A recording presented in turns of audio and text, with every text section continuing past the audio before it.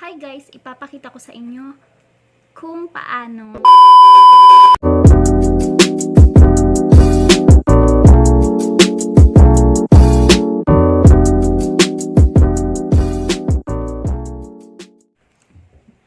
Hi guys, it's me Shane and welcome back again to my channel.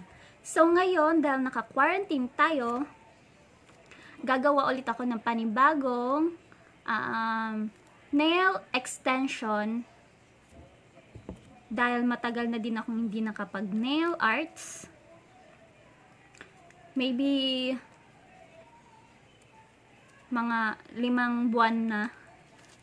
So ngayon gagawa ulit ako using these nail forms or extension guide and also this UV gel builder nail. Itong dalawa for our extension. And also I will be using this natural nail polish together with this reinforced gel. I-mix lang natin together to para makagawa tayo ng gel polish.